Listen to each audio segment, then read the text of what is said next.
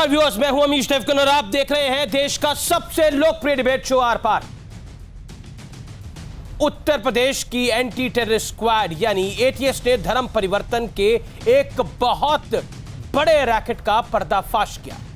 Police का दावा है कि यह रैकेट सिर्फ उत्तर प्रदेश ही नहीं बल्कि देश के कई भागों में, देश के कई राज्यों में डरा धमकाकर या लालच देकर धर्म परिवर्तन करवा रहा है। धर्म परिवर्तन के इस रैकेट में आईएसआई और विदेशी फंडिंग का एंगल भी सामने आ रहा है। दावा किया जा रहा है कि करीब 1000 गैर मुसलमानों का धर्म परिवर्तन करवाया जा चुका है और इस रैकेट के निशाने पर मुकबगीर बच्चे और महिलाएं होती थी। कई महिलाओं का धर्म परिवर्तन करवाने के बाद उनकी शादियां भी करवाई गई, यानी कुल मिलाकर यह गिरोह पूरे ऑर्गेनाइज तरीके से एक्टिव था।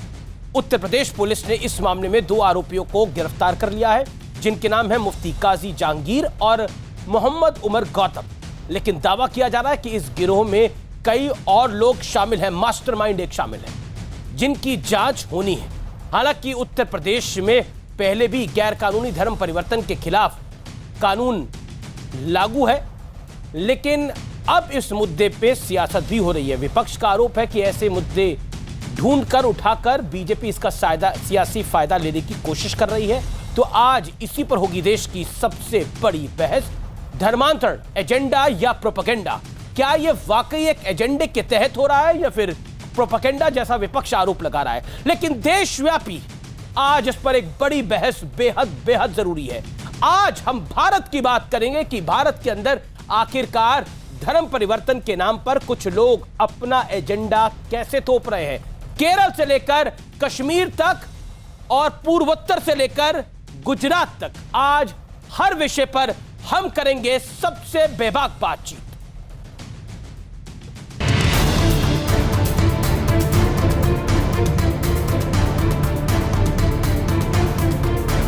एक बड़ा सा गैंग है जो कि लोगों को सुनियोजित तरीके से धर्म परिवर्तन करा के और फिर इसमें काफ़ी पैसे वगैरह देके, प्रलोभन देके इन चीज़ों पे काम करता है।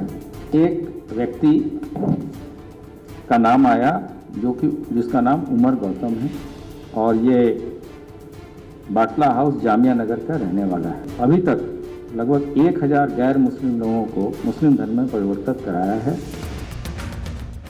उत्तर प्रदेश में लालच देकर धर्म परिवर्तन के बड़े रैकेट का खुलासा हुआ है। सबसे पहले इस खुलासे की बड़ी बातें जान लीजिए। करीब 1000 गैर मुस्लिमों का धर्म परिवर्तन हुआ। मूक बधिर बच्चे और महिलाएं निशाने पर होती थीं। डरा धमकाकर या लालच देकर धर्म परिवर्तन होता था। धर्मांतरण के बाद कई लड़कियों की शादी करवाई गई। आरोपी उमर गौतम और जहांगीर को गिरफ्तार किया गया। धर्म परिवर्तन के इस रैकेट में आईएसआई और विदेशी फंडिंग का एंगल भी सामने आ रहा है कि बैंक खाताओं में तथा अन्य माध्यमों से भी भारी पैसे उपलब्ध कराए जाते हैं। इस कार्य हेतु विदेशों से भी फंडिंग की जाती है, जिसका उपयोग धर्मांतरण हेतु किया जाता है। आरोप है कि ये गिरोह सिर्फ उत्तर प्रदेश ही नहीं बल्कि पूरे देश में धर्मांतरण का एजेंडा चला रहा था। बता देना चाहते हैं कि उत्तर प्रदेश में भारतीय जनता पार्टी की आदरणीय योगी जी के नेतृत्व की सरकार है। ये किसी मुल्ला की सरकार नहीं है कि आप यहाँ पर इस तरह के कृत्य कर लेंगे। ये गंभीर है काफी मामला, इसकी जांच निश्चित रूप से विस्तृत होनी चाहिए, इसकी गहराई में जाना चाहिए, सख्त कार्रवाई हो कि आगे से ऐसी घटनाएं दोबारा ना हो। उत्तर प्रदेश में पहले से ही गैर कानूनी धर्म परिवर्तन के खिलाफ कानून लागू है, लेकिन धर्मांतरण के इस ताजा मामले को लेकर सवाल उठाए जा रहे हैं। बीजेपी विरोधी पार्टियां इसे सरकार का प्रोपेगेंडा बताती हैं। उत्तर प्रदेश में धर्म परिवर्तन का कानून तो पहले से ही मौजूद है। इसके मतलब उत्तर प्रदेश की सरकार, उत्तर प्रदेश की पुलिस किसी भी क्षेत्र में कानून व्यवस्था बनाए रखने में नाकाम हो रही है। कफन चोर हो, जनता की समस्या का तो समाधान पुलिस नहीं कर पा रही है, लेकिन हर घटना का राजनीतिक रूप रंग देना चाहती है। ये हमारे उत्तर प्रदेश के लिए चिंता की बात हो गई है। सवाल है कि क्या ऐसे संवेदनशील मुद्दे पर सियासत उचित है? आज इसी पर होगी देश की सबसे बड़ी बहस। धर्मांतरण एजेंडा या प्रोपेगेंडा। और अब विश्लेषण का वक्त है। धर्मांतरण में कट्टरपंथी खेल का विश्लेषण सुनिए। डराकर, धमकाकर या लालच देकर धर्मांतरण की चाल धर्म के नाम पर कट्टरपंथ फैलाने में जुटे हैं कुछ संगठन जो कि बेनकाब हो रहे हैं लगातार। इसके अलावा आतंकी संगठनों का धर्म के नाम पर ब्रेन वॉश का खेल है। भारत में भी धर्मांतरण के लिए विदेशी फंड मिलने पर बहुत बड़ा संदेह हुआ है। गरीब मजबूर युवा होते हैं इनका सबसे बड़ा टारगेट। अगर गरीब है, मजबूर है और वो युवा है तो उसको टारगेट बनाया जाता है और बहुत ही पेशावर तरीके से, बहुत ही प्रोफेशनल तरीके से ये पूरी कार्रवाई निर्धारित होती है। इसीलिए ये जो इन दोनों का जो पूरे तार हैं ये पूरे देश में जुड़े हुए दिख रहे हैं।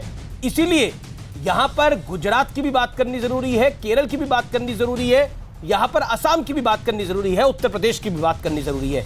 इसीलिए मेरा आखिरी पॉइंट विश्लेषण का यह, धर्मांतरण पर एक देश एक कानून की आवश्यकता अब आ पड़ी है, यह बड़ा विषय है। मैं सीधा रुख करता हूं मेरे साथ आज कौन कौन मेहमान जुड़ रहे हैं आज की इस बहस में। मेरे साथ गौरव भाटिया हैं, सीनियर एडवोकेट हैं, सुप्रीम कोर्ट के प्रवक्ता है भारतीय जनता पार्टी के। अनुराग भदौरिया है, नेता है समाजवादी पार्टी के। शहजाद पूनावाला है मेरे साथ इस चर्चा में, राजनीतिक विश्लेषक है मेरे साथ इस चर्चा में। असीम बकार साहब है, प्रवक्ता AIMIM के। तमाम लोगों का अभिनंदन है। तस्लीम रमानी है, अध्यक्ष MPCI के, लोकसभा का चुनाव भी लड़ चुके हैं। आप तमाम लोगों का अभिनंदन है। अनुराग भदौरिया, शुरुआत में आपसे करता हूं, 40 सेकंड में जरूर मुझे बताइए और उसके बाद मैं इस डिबेट को ओपन करूंगा। आपने बोला कि ये भारतीय जनता पार्टी जो है अपने चुनावी फायदे के लिए ये सब कुछ कर रही है। अब आप मुझे बताइए, धर्मांतरण का ये पूरा खेल जब पकड़ा जा रहा है, आपको इसमें चुनावी फायदा क्या दिख रहा है?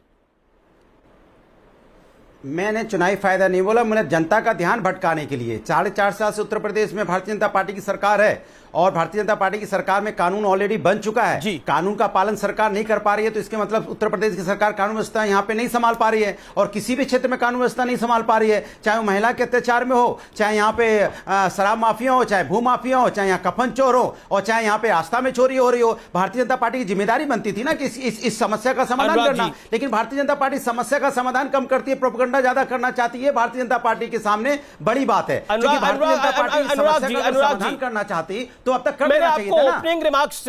ओपनिंग रिमार्क्स का कार्यक्रम का बड़ा महत्व होता है। मैंने आपको 40 सेकंड दिया, आपने 45 सेकंड तक अपनी बात रखी। मैं आपको और 10 सेकंड दे रहा हूं। आपने बोला कानून है तो कानून है, तो अब आप मुझे बताइए, आतंक गैर कानूनी है, आतंक का काम गैर कानूनी है, चोरी करना गैर कानूनी है, होता है ना, उस पर कार्रवाई होती है, उसमें सियासत कैसे आ गई?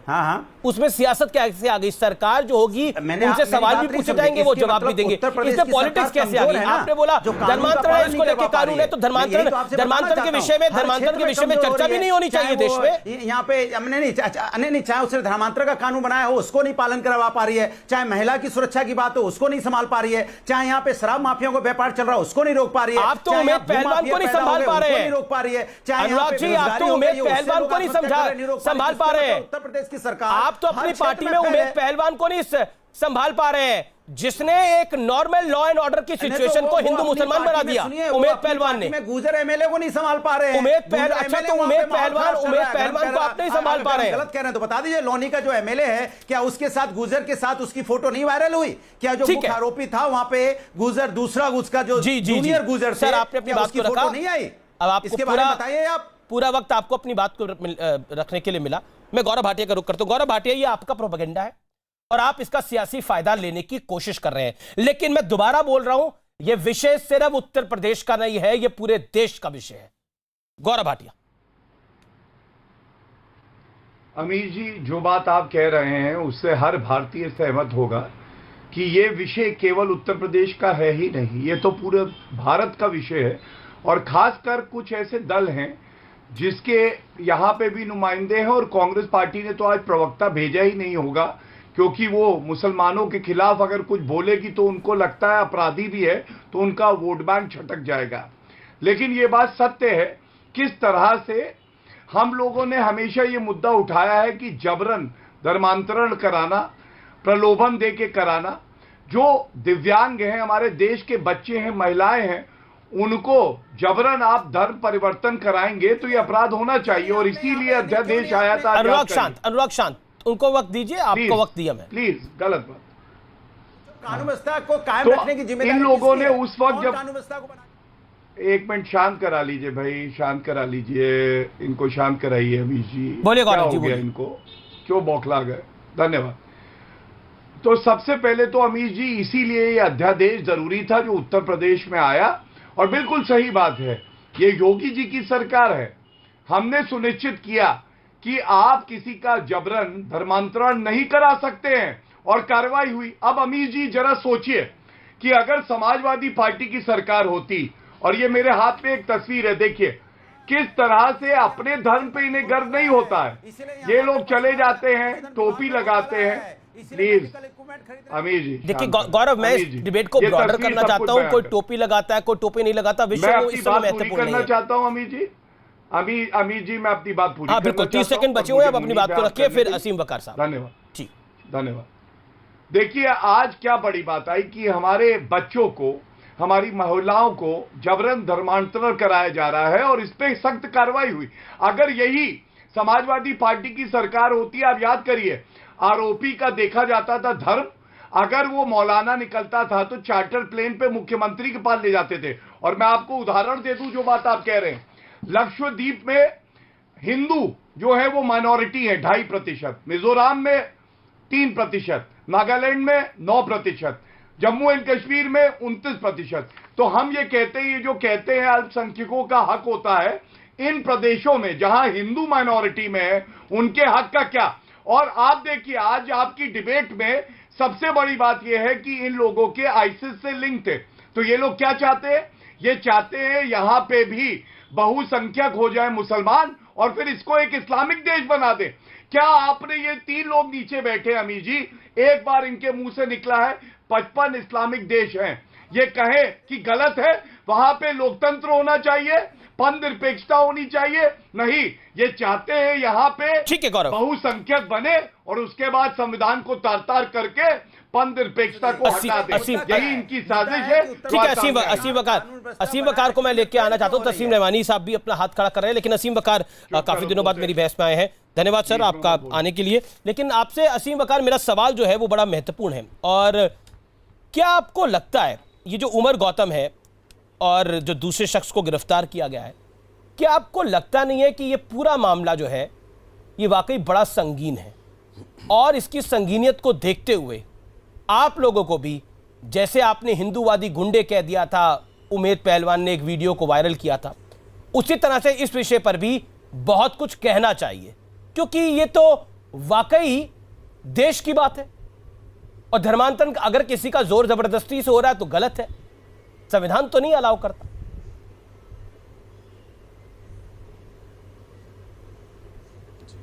असीम वकार, देखिए, अगर इस वक्त बीजेपी की सरकार देश में ना होती और भारतीय जनता पार्टी के प्रधानमंत्री ना होते, किसी दूसरी पार्टी के प्रधानमंत्री होते और चुनाव होने वाले होते, या यूपी में बीजेपी की सरकार ना होती और कोई और मुख्यमंत्री होता, तो आज अमीश देवगन जी आप जो डिबेट कर रहे होते वो ये होता कि पेट्रोल 100 के पार, डीजल इतना महंगा, 800 रुपए की गैस, इतने लोग शराब से मर गए, अवैध शराब, गंदी शराब बन रही है।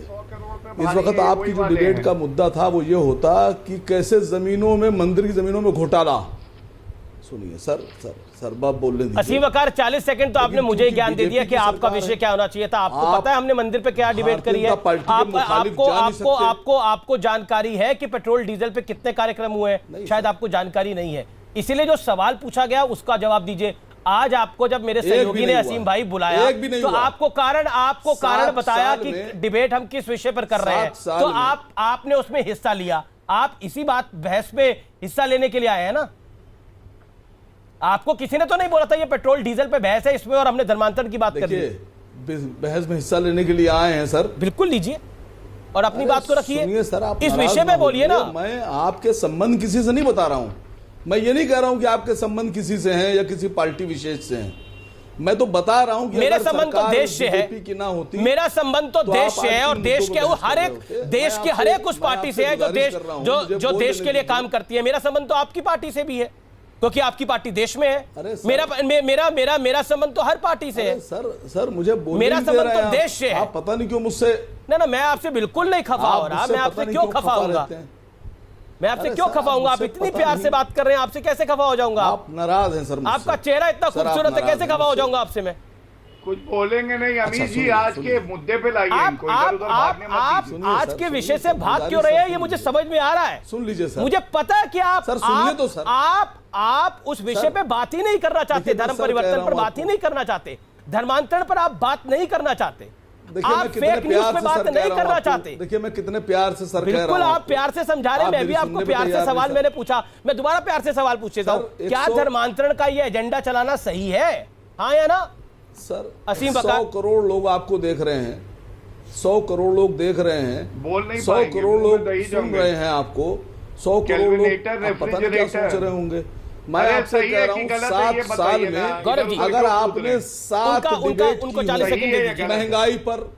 महंगाई हाँ, पर, एक मिनट, पेट्रोल पर, डीजल पर, गैस पर, सर मैं सब्जी उस की विषय महंगाई पर पर, मैं उस कड़वे विषय तेल पे पर चर्चा सर कर रहा 240 हूं, रुपए जो बिक लोग रहा है, पेट्रोल सर। डीजल अगर आपने डालकर 7 कुछ और साल काम में खेलना चाह 7 रहे हैं। डिबेट की हो तो आप मुझे बता असीम दीजिए वकार, सर। असीम सर मैं आपके सामने आप माफी कौन मांगूंगा। होते हैं जो आपको मैं बताऊंगा? बताइए तो आप मुझे। कौन है जो आपको मैं बताऊंगा? आप कौन है आपको मैं बताऊंगा कि मैं इस विषय पर आपका बहस कर रहा हूं, इस पे नहीं मुद्दा कर क्या है, क्या बोल रहा। आप रहे हैं? मेहमान हैं, आपको मेहमान की तरह सर, बताया, बुलाया, आपको विषय बताया। मैं इस महान भारत देश का आप महान भारत देश के मैं इस नागरिक महान हैं। सर सुनिए सर, मैं आप कौन होता हूं, महान मैं बता भारत रहा देश हूं। के नागरिक हैं, लेकिन सर, भारत को इस महान बनाने के लिए भी कुछ भारत करिए। देश का भारत मैं को एक महान बहुत बनाने के लिए भी प्यारा कुछ सा करिए। बेटा हूं। सर मुझे बोलने नहीं दे रहे हाँ सर। आप बोलिए। सर आपसे मैंने इतनी नाराजगी की बात नहीं कही, आप क्यों नाराज हो रहे हैं? मैंने कुछ नहीं कहा आपको, मैंने बिल्कुल नहीं कहा कि आप बीजेपी को बचा रहे हैं। अगर मैंने कहा हो पिछले तो साहब 2.5 मेरे मिनट दांत से टूट जाएं। आप मैंने कहा ही नहीं, सर, धर्मांतरण कि पे आप बात बीजेपी नहीं को करना बचा रहे हैं। चाहते। जो ओवैसी साहब ने ट्वीट सर, किया सुनिए जिसमें सर, उन्होंने लिखा सर, ये सुनिए हिंदूवादी गुंडे हैं, उस पर आप बात नहीं करना चाहते। धार्मिक एजेंडा आप चलाना चाहते हैं, लेकिन जवाब भी नहीं देना चाहते। अब आप मुझे बताइए ना, ये जो 2 लोग पकड़े सर, गए आप बोल ही हैं, नहीं रहे। ये सही सर, कर आप रहे मुझे थे, बोलने गलत नहीं कर दे रहे थे? रहे, मैं सर। चौथी बारी सवाल पूछ रहा हूं आपसे। सर अच्छा, आप पेट्रोल बताइए डीजल मुझसे पर आप आपका नाराज पूरा क्यों ज्ञान हैं? हो चुका हो तो बताइए। 1 मिनट, आप सर मुझ पर रिपोर्ट भी नहीं लिखा सकते। 100 के पार पेट्रोल है, मैंने झूठ नहीं बोला सर। डीजल महंगा हो गया, मैंने झूठ नहीं बोला सर। 225-230 रुपए में कड़वा तेल बिक रहा है सर, सरसों का तेल, मैंने झूठ नहीं बोला सर। आप मुझे बोलने नहीं दे रहे हैं सर। मैंने तो अच्छा, आप आज ये का भी नहीं विषय कहा क्या कि है? आपके रिलेशन किसी पार्टी से हैं। अच्छा, फिर भी आप इस आज गरीब आपको आदमी विषय से क्या नाराज बताया हो रहे गया हैं, था? सर। आपको बताया मैं गया था बहुत पेट्रोल महंगा, डीजल सर, विषय है? बहुत खरीद के खाता हूं सर। सब मैं चाहता हूं देश में नहीं, आप जो चाहते सरकार हैं बनी इस थी, देश के 35 अंदर रुपए ना पेट्रोल के आप क्या वादे चाहते हैं इस पर, देश में वो 35 धर्मांतरण रुपए हो, पेट्रोल हाँ या हो ना? गया। आप क्या चाहते हैं कि धर्मों के बीच में वैमनस्य पैदा हो, हाँ या ना? क्यों किया ट्वीट उस समय? क्यों लोनी की एक नहीं, सिंपल लॉ एंड ऑर्डर धर्मांतरण सिचुएशन क्यों को होता है? धर्म का क्यों होता है एंगल धर्मांतरण? देने की सुनिए। कोशिश की गई, क्यों होता है? सांप्रदायिक सौहार्द बिगाड़ने की कोशिश हुई इस देश के सुनिए अंदर, सर, सुन और तो धर्मांतरण के लीजिए। विषय अरे के सुन ऊपर आप लीजिए, पेट्रोल डीजल पे अरे बात सुन कर रहे हैं। लीजिए, हाँ। सर।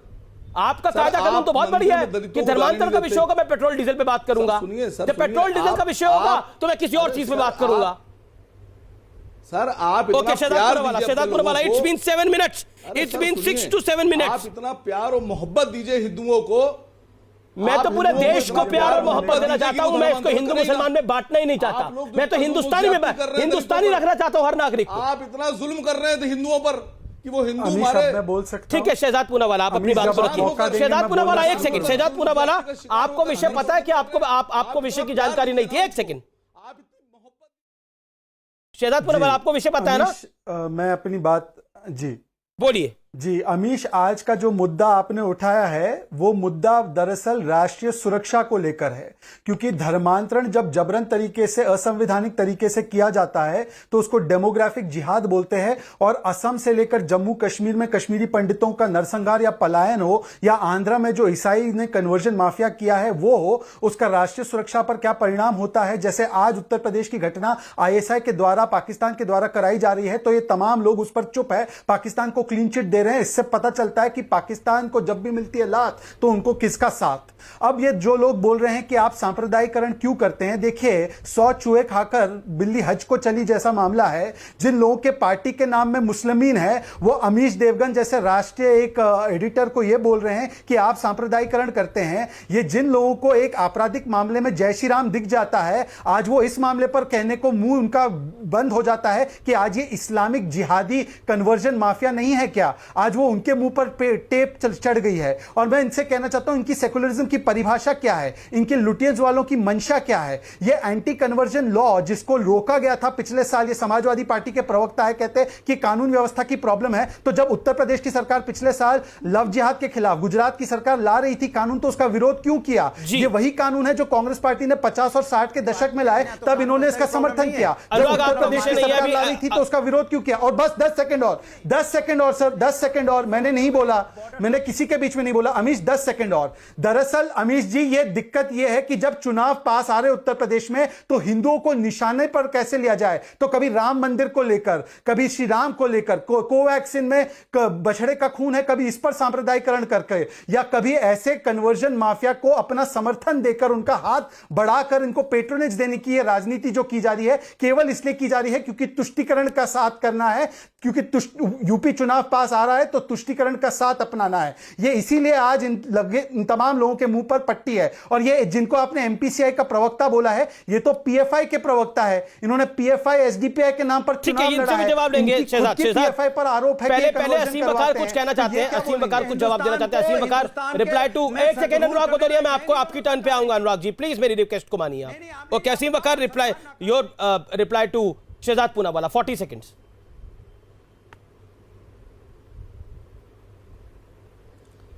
नहीं सर, देखिए शहजाद का नाम जो है वो मुसलमानों वाला नाम है, और अगर मुसलमानों वालों से इतनी नफरत है इनको तो सबसे पहले तो ये नाम चेंज कर लें। दूसरी बात, इन्होंने कहा इनकी पार्टी में मुसलमान, सर मेरे घर में पूरा मुकम्मल मुस्लिम का माहौल है और मैं अल्लाह का शुक्र अदा करता हूँ कि मैं मुकम्मल मुसलमान हूँ। दे कैसे सकते हैं? मैं कोई पूना वाला चाय वाला नहीं हूँ। किसने बोला आपको? किसने आपको ये सर्टिफाइंग एजेंसी दे दी है?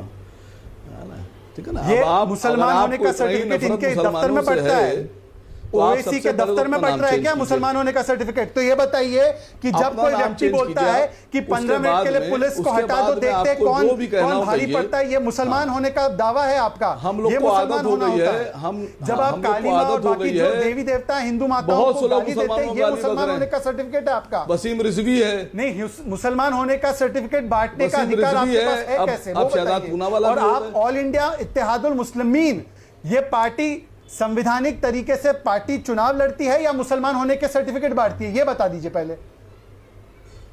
आप राजनीति करते हो देश में या सर्टिफिकेट मुसलमान होने का बांटते हो? आप ही खुद सर्टिफिकेट बांटने की एजेंसी है। अगर आपको किसी धार्मिक नाम से इतना नफरत है, अगर धार्मिक नाम से इतनी नफरत है तो आप हिंदू महासभा पे, शिवसेना पे, विश्व हिंदू परिषद पे, बजरंग दल पे, अकाली दल पे अगर आप सवाल खड़े कर सकते हैं, आपको इतनी नफरत धर्मों से है तो आप सब पे आप इल्जाम लगाइए।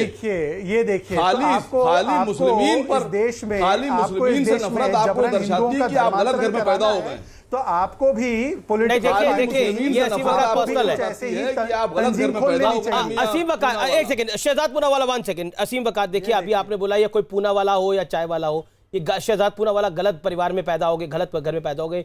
देखिए शहजाद पूनावाला जो धर्मांतरण का एजेंडा चल रहा है, जिसको पुलिस ने एक्सपोज करा, एंटी टेररिस्ट स्क्वाड ने एक्सपोज किया, उसकी बात करें। एक सेकंड, इसमें आईएसआई का लिंक है। आपका तो आईएसआई से कोई लेना देना नहीं है, जहां तक मैं जानता हूं आपका तो कोई आईएसआई से लेना देना नहीं है। आप तो हिंदुस्तान की पार्टी है, हिंदुस्तान की पार्टी है ना। महासभा पे, अकाली दल पे, शिवसेना पे, अगर आपको इन सब पार्टियों पे आपको नहीं तो आप मुझे बताइए, ये आईएसआई वाले गैंग से आपका तो कोई लेना देना नहीं है, तो आप इस प्रोपेगेंडा को एक्सपोज करिए कि ये गलत है। ये लोग आपको बोलना चाहिए ये गलत है। मुर्दाबाद सर, आपको उमर गौतम बोलना चाहिए ये गलत आदमी है। सर उमर गौतम गलत आदमी है कि नहीं है, बताइए आप। 10 सेकंड ले सकता हूं मैं दूंगा आपको शहजाद को, क्या पे पर्सनल कमेंट हुआ है, गिव मी 20 सेकंड ऑल्सो।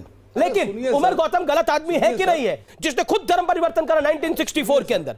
उसका नाम पहले था श्याम प्रताप सिंह, 20 साल पहले उसने धर्म परिवर्तन करा और अब वो धार्मिक परिवर्तन का एक एजेंडा चला रहा है पूरे देश के अंदर। तो बोलिए गलत आदमी है ये, इसका मास्टरमाइंड के पास जाना चाहिए। मोहम्मद उमर गौतम ने क्या सही किया है कि आप इतना नाराज हैं? मैं नाराज नहीं हूं सर, विषय की बात है, ये विषय की बात है। सर, मुझे आईएसआई लग जो रहा है कि एजेंडा आप इस थोड़ी देश में देर में चला रहा खड़े हो है, जाएंगे, आप आप उसका इतना खंडन करने को भी तैयार नहीं है। मुझे लग रहा है आप थोड़ी देर में खड़े हो जाएंगे, आप इतना नाराज हैं ना, मुझसे।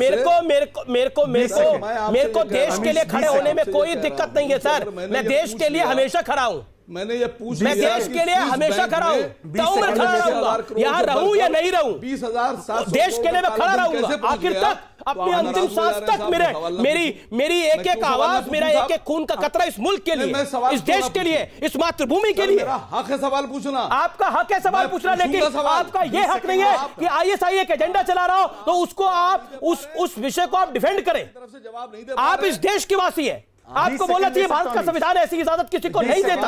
और धर्मांतरण का कोई एजेंडा चला रहा है, ये लोग क्या, किन बच्चों को ले जाके उनके साथ क्या उनका इस्तेमाल करें, आपको बोलना चाहिए। सरकार को तय तक जाना चाहिए पूरे मामले के अंदर। इस पूरे मामले का मास्टरमाइंड कौन है जब रिश्ते आईएसआई के साथ आ रहे हैं?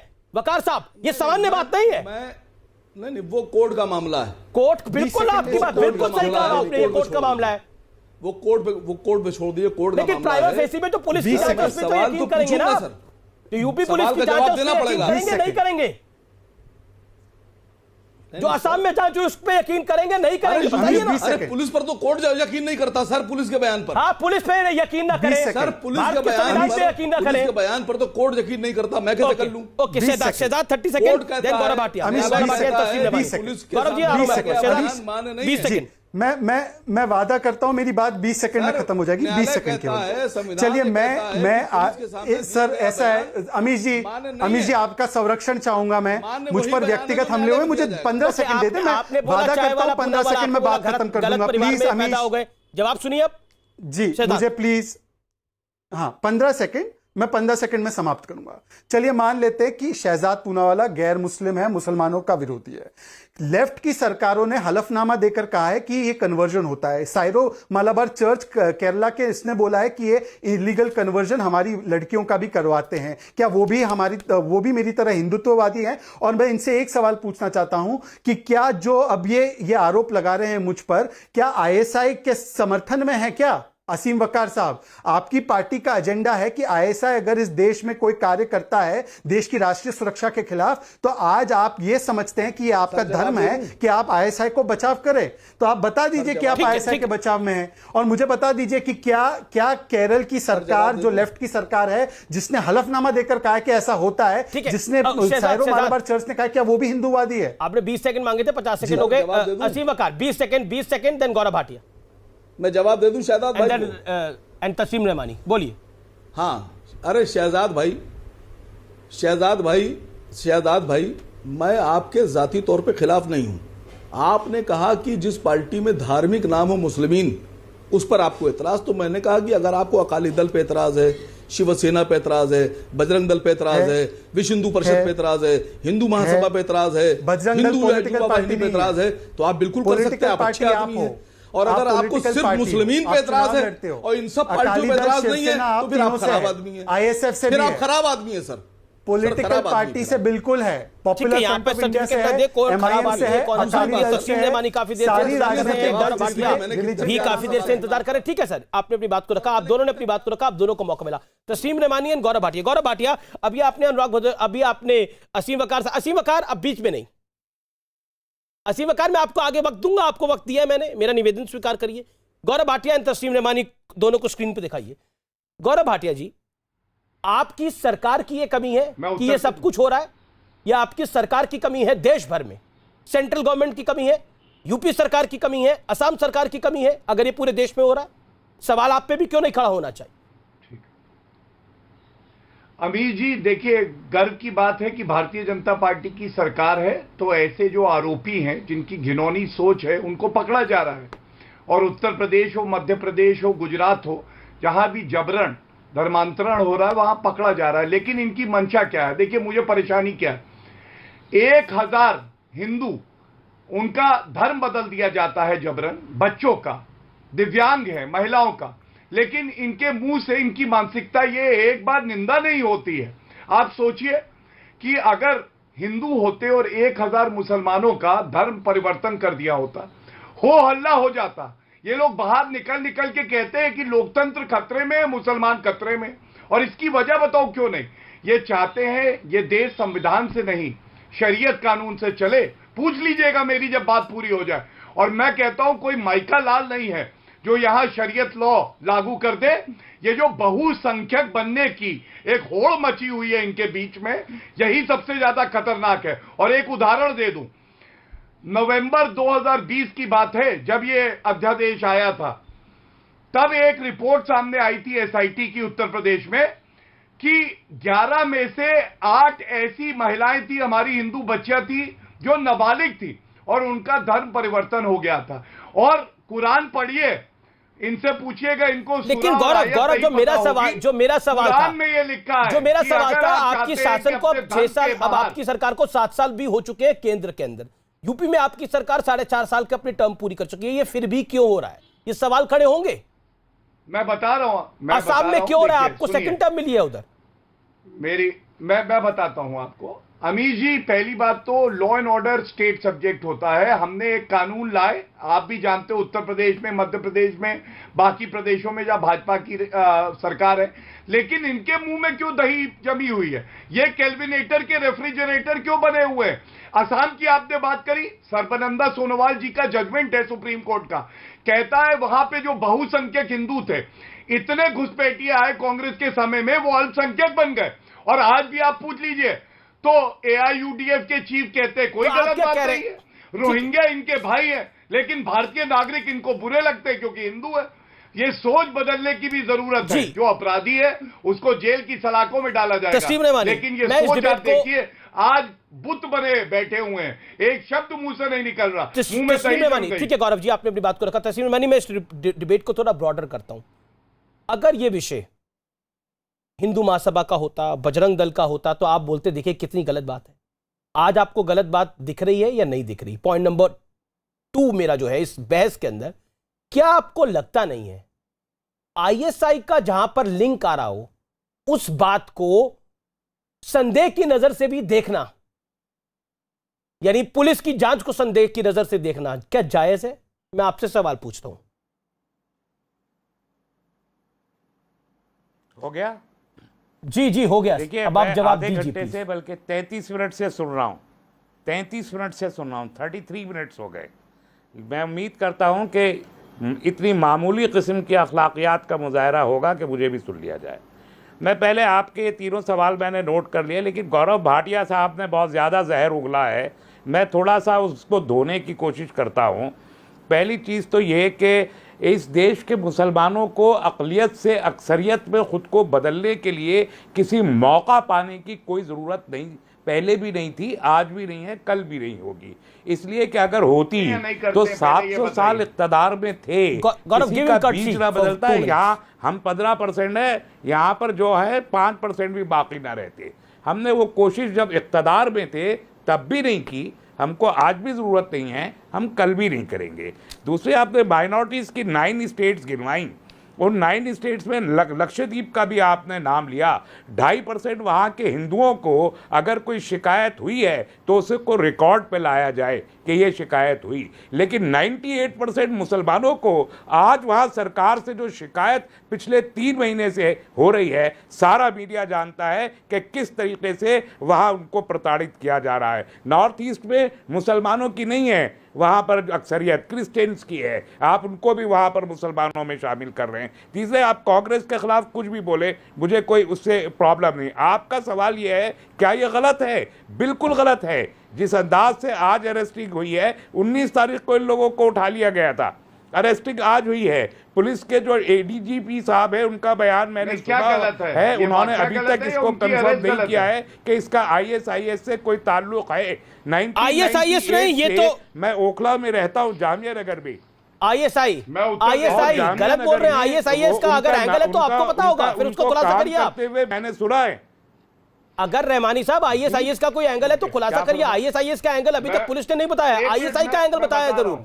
क्या आपको लगता नहीं है ये जहांगीर आलम कासमी, क्या आपको लगता नहीं है मोहम्मद उमर गौतम गलत है? ये लोग डीजीपी साहब टेलीविजन पे जो बयान दे रहे थे आपको, मैंने उसमें ये कोई जिक्र नहीं सुना कि इसका भी वो कह रहे हैं कि आपने तो कई विषयों में कोई जिक्र नहीं सुना होगा। जबरन आपने तो मेरे कार्यक्रम में बोला कि हिंदुओं की कश्मीरी हिंदुओं को, कश्मीरी पंडितों को अपने घर से निकाला नहीं गया, वहां नरसंहार हुआ ही नहीं, ये बोला आपने। जबकि आर्य के बीच में डाल के लड़कियां काट दी गई थी वहां पर। अभी आप आर्य के बीच में डाल के लड़कियां काट दी गई थी वहां पर। वो आपने मेरे कार्यक्रम में बोला हुआ है ना ये बात। अरे आपको तो कश्मीरी पंडितों का दर्द भी नहीं दिखता, आपको ये कैसे दिखेगा? आपको छत्तीसगढ़ भी नहीं दिखता, क्या दिखता है आपको? इस देश में पहले से जुर्म है। आपने अभी बहस में बोला ये गौरव भाटिया ने बड़ा जहर उगला, मैं इसको धोने के लिए आया हूं। जुर्म है। और लेकिन ये जो जहांगीर आलम कासमी जहर खोद रहा है, जहर बोल रहा है, ये जो मोहम्मद उमर गौतम जहर बोल रहा है, आपको बहुत पसीने आएंगे। नहीं आप रेमानी साहब, उमर गौतम साहब, मौलाना जहांगीर कासमी साहब किबला 98 से मैंने सुना है कि वो ये काम कर रहे हैं। मेरी उनसे मुलाकात नहीं हुई आज तक, हाँ। लेकिन वो बहुत मोहतरम शख्सियात और इस मुल्क की हैं, पूरे मुल्क की, और वो दावत का काम करते हैं, सारा देश जानता है, कोई ढकी छुपी बात नहीं है। 1998 से मैं भी जानता हूं कि वो दावत का काम करते हैं, लेकिन वो दावत का काम आईएसआई की दावत है। धर्म परिवर्तन का काम इनके एक मेंबर पार्लियामेंट उड़ीसा के थे, घर वापसी के नाम पर जबर किया करते थे। आगरा में 300 लोगों को ठीक है, आप काफी देर हो गई, गौरव भाटिया को जवाब देने का मौका है। गौरव भाटिया बड़े तूफान उठ जाते। Okay, Gaurav Bhatia reply to, बताइए, ठीक है, आपने अपनी बात को रखा है हमारी साथ। पार्टी और आरएसएस मुस्तकिल धर्म परिवर्तन कराने के लिए जबर नहीं कर रही क्या? ये मॉब लिंचिंग और ये तमाम जो फिसादात हैं, ये खौफजदा करके गौरव रिप्लाई की कोशिश नहीं है। और आज अभी कोरोना की सेकंड देखिए, ये तो कस्में खा रहे हैं जहांगीर आलम कासमी के नाम की और मोहम्मद उमर गौतम के नाम की, कह रहे हैं उनसे बढ़िया कोई आदमी नहीं, दिखाने लायक नहीं बचे। गौरव भाटिया, देखिए आपकी पार्टी मुंह दिखाने लायक नहीं बची है उत्तर प्रदेश। अब पता नहीं किसकी। ओके गौरव भाटिया, आप जहर फैला रहे हैं, आपकी पार्टी मुंह दिखाने के लायक नहीं बची है। जहांगीर आलम कासमी जो है उसकी तो कसम खा रहे हैं, ये मोहम्मद उमर गौतम की ईमानदारी की कसम खा रहे हैं। देखिए अमीर जी, अब ये तय कर लेने दीजिए दर्शकों को कि किसने जहर उगला, किसने अमृत बांटा। जिसने अमृत बांटा है उसकी 303 लोकसभा में सीटें हैं। जिसने जहर उगला, जिसने ये कहा 25 लाख लोग अयोध्या में इकट्ठे हो जाएंगे, हिंदुओं को मजा चका देंगे, उसके 150 वोट आए थे असेंबली इलेक्शन में दिल्ली में, जो मुझे पता है। तो हमें सबको पता है कि जहर किसने उगला।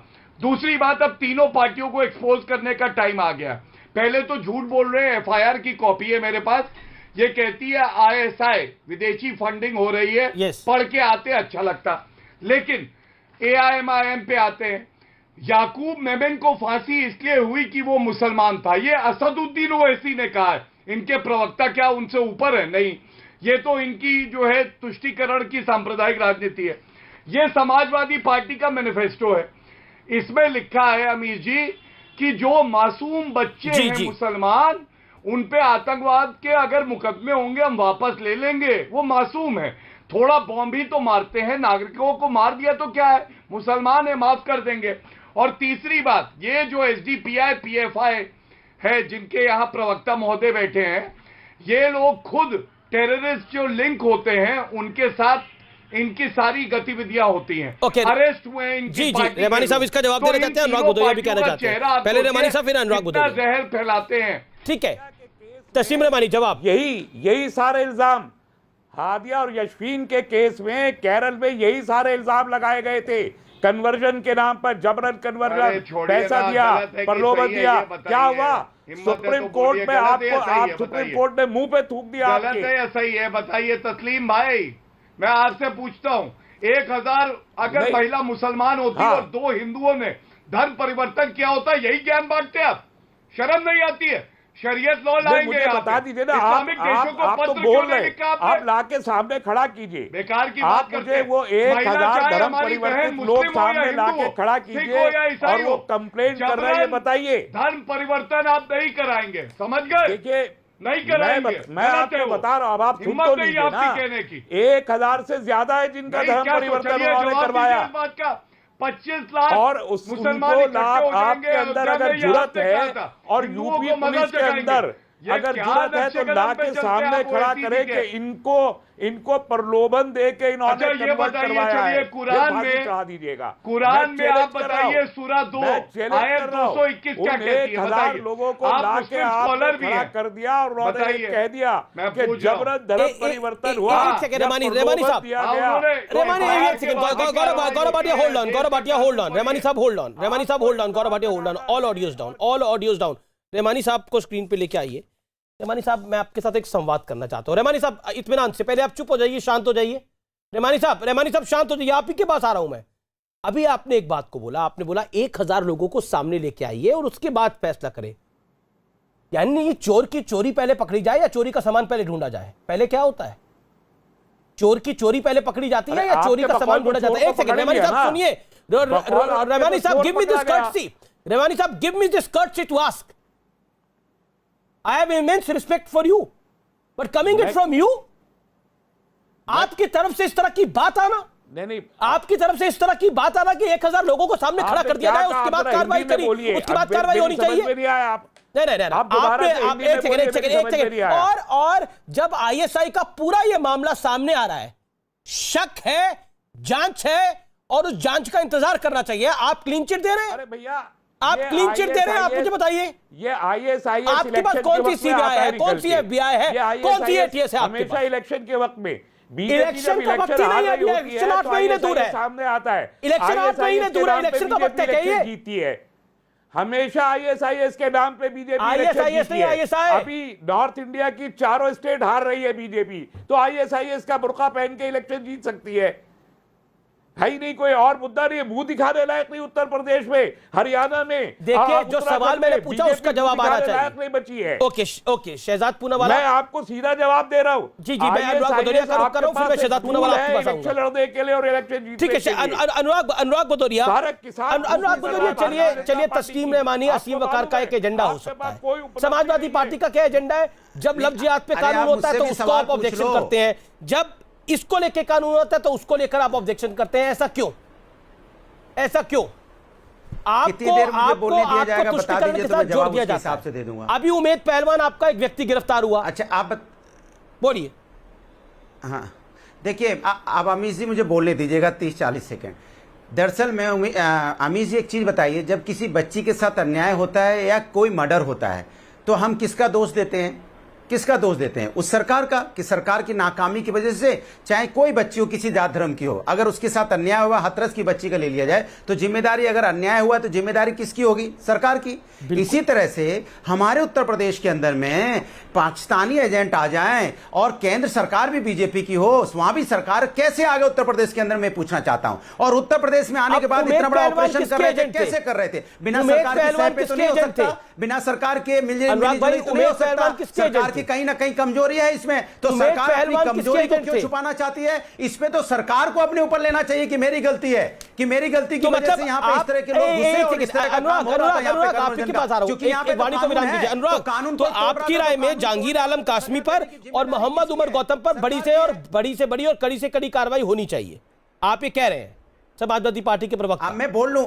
नहीं, अरे मुझे बोलने देंगे आप? मैं बोलता हूं तो आप बोलने लगा, तो दिक्कत तो है अमीश जी, आपके साथ समस्या है कि आप दूसरी पार्टी को बोलने नहीं देना चाहते। हम तो नहीं कह रहे हैं आप किस पार्टी के साथ है, तो बोलने तो दीजिए मुझे कम से कम। मैं कह रहा हूं कोई भी आलम कासमी और मोहम्मद उमर गौतम के खिलाफ कड़ी और बड़ी कार्रवाई होनी चाहिए, नहीं होनी चाहिए? तो आप ही बोल लो, फिर काहे को बुलाते हो? आपसे भाई मैं कह रहा हूं, तो चेहरा दिखाने के लिए बुलाते हो तो ये बता दो कि हम समाजवादी पार्टी का चेहरा दिखाना है, फिर बैठा के उसको गरियाना है, ये बता दो आप। मैंने हम जो बोल रहे हैं आप सुनना नहीं चाहते। मैं बोलूं कार्रवाई की बात आप कह रहे गरियाना है, समाजवादी पार्टी आप कह रहे गरियाना, मैं तो सवाल पूछ रहा हूं कि ये जो दो शख्स मेरी स्क्रीन पे चल रहे हैं, इसमें कार्रवाई होनी चाहिए, नहीं होनी चाहिए? बस यही समस्या है अमीश जी, आपके साथ दिक्कत ये है कि आप किसी की नहीं सुनना चाहते। दिक्कत ये है, मैं कह रहा हूं कि गाजियाबाद सुनना चाहते हैं अनुराग, कि गाजियाबाद में समाज, अनुराग आप सवाल नहीं सुनना चाहते। क्या समस्या अमीश जी आपके साथ, मैं समझ नहीं पा रहा हूं। सवाल नहीं सुनना चाहते? टाइम दे दो, इतना टाइम बोलना है, मैं उतना टाइम बोलूंगा, फिर आप बोल देना। अच्छा, सवाल मेरा जो है उसका जवाब दे दीजिए आप 40 सेकंड बोलना है। सवाल मेरा ये है कि ये जहांगीर आलम कासमी और मोहम्मद उमर गौतम के खिलाफ बड़ी से बड़ी कड़ी से कड़ी कार्रवाई होनी चाहिए, हाँ या ना? अरे तो मुझे बोलने तो दो। बोलिए। अरे बोलने तो दो, बोलिए, 30 सेकंड आपके, बोलिए। मैं कह रहा हूं कि गाजियाबाद के आपने, गाजियाबाद का लिया कि वहां समाजवादी पार्टी नेता था। हमने बोला समाजवादी का हो, बीजेपी का हो, कांग्रेस का हो, कोई भी हो, समाज के अंदर में कोई इस तरह का काम करेगा कड़ी से कड़ी सजा मिलनी चाहिए। तो नंदकिशोर गुर्जर को मिलनी चाहिए, उनका जो विधायक था वहां पे जो एक कांड करवा रहा था। एक बात। दूसरी बात आपने बोली उत्तर प्रदेश के अंदर में आईएसआई के एजेंट हैं। मैं कह रहा हूं कि सरकार की नाकामी क्यों है भाई? सरकार इतनी कमजोर क्यों है कि हमारे अंदर में आके कोई भी आके यहां कार्रवाई करता रहेगा और सरकार उसको देखती रहती है? इसके मतलब सरकार पना देती है क्या? ये बीजेपी की सरकार जब से आई है तब से हमारे उत्तर प्रदेश में क्यों घुस जाते हैं? क्यों उत्तर प्रदेश की पुलिस इतनी नाकारा और नाकाम है कि यहां पे लोग अपना गिरोह चलाते रहते हैं? उत्तर प्रदेश की पुलिस देखती रहती है, इंतजार करती रहती है। नहीं 4 साल तक करो, 4.5 साल तक करते रहो। चुनाव आएगा तब मैं टोकूंगा आपको, क्यों कर रहे हो? इसलिए मैं कह रहा हूं ये नाकामी उत्तर प्रदेश पुलिस की है और इसको शहजाद जवाब 30 सेकंड में जवाब। Shehzad 30 second, quick 30 second rebuttal. Then Gaurav Bhatia on this. अगर वो रुकेंगे, अगर साइकिल, प्लीज उनको बोलिए। नहीं वो रुकते कहां हैं? प्लीज उनको बोलिए। अमीश जी उनको रोकेंगे तब मैं बोल पाऊंगा। अनुराग रुकना पड़ेगा, पूरा ब्रेक लगा दीजिए। इसमें बुराई क्या है? ठीक है अनुराग जी आपने बात करो। इसमें बुराई क्या है? मैंने सारी बातें सुनी, मैं किसी के बीच में नहीं बोलता हूँ। ठीक है, मैं बोल सकता हूँ। अमीश बोलिए। अमीश मैं बोल सकता हूँ? जी 30 सेकंड है, बोलिए। अमीश जी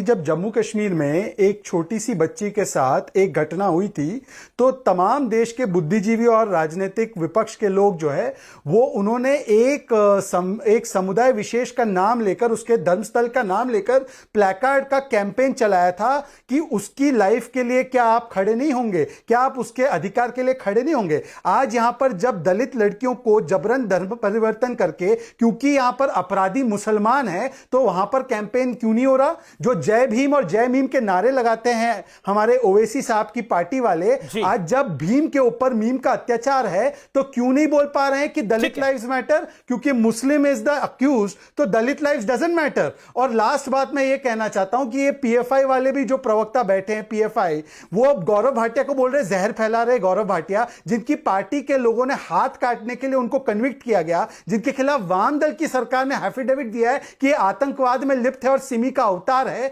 ये गौरव भाटिया से कह रहे हैं। मैं इनसे एक सवाल पूछना चाहता हूं पीएफआई के ओके तस्लीम रबानी कुछ कह रहे हैं। 30 सेकंड तस्लीम रबानी। ठीक है okay Shehzad you made your point. Tasleem Rabbani कुछ कहीं स्कूल कॉलेज गए हैं आप और कुछ वकालत पढ़ी है, जाके सुप्रीम कोर्ट के डिसीजन पढ़िए। यही हादिया के मामले में इसी पीएफआई को यही चैनल, ये बड़बोले चैनल जो झूठ के अलावा कुछ नहीं बोलते, बड़े ऐसे इल्जाम लगा रहे थे। तो सुप्रीम कोर्ट ने सबको धो दिया था उस वक्त, याद कीजिए हादिया के केस में यही इल्जाम था, जबरी जो है धर्म परिवर्तन करवाया, प्रलोभन करवाया और उसी के बाप कंप्लेंट की हादिया के 2 साल इलीगल कन्फाइनमेंट में रखा, पुलिस ने उनको प्रोटेक्शन दिया। अनुराग भदौरिया 10 सेकंड में जवाब दीजिएगा। 10 सेकंड अनुराग 10 सेकंड में जवाब दीजिएगा। तो आपकी राय में मोहम्मद उमर गौतम और जहांगीर आलम कासमी दोनों पे कड़ी और बड़ी कार्रवाई होनी चाहिए, समाजवादी पार्टी के प्रवक्ता ऑफिशियली ये कह रहे हैं। हाँ, जो भी हिंदुस्तान के अंदर में हिंदुस्तान के कानून के साथ खिलवाड़ करेगा, चाहे वो किसी जाति धर्म का व्यक्ति हो, उसके ऊपर कार्रवाई होनी चाहिए। और इसमें कार्रवाई में अगर मैंने बोला गाजियाबाद में विधायक गुर्जर के खिलाफ कार्रवाई होनी चाहिए। देखिए एक बड़ा ही महत्वपूर्ण क्लिप 6 सेकंड का है, जरा सुनिए क्या कहते हैं। 25 लाख लोगों को अयोध्या में इकट्ठा कर सकती है। एसडीपीआई 25 लाख लोगों को अयोध्या में इकट्ठा कर सकती है। यह है तस्लीम रहमानी का असली चेहरा। मेरे को ब्रेक के लिए रुकना पड़ेगा। मैं आर पार में वापस लौट रहा हूं निष्कर्ष के साथ।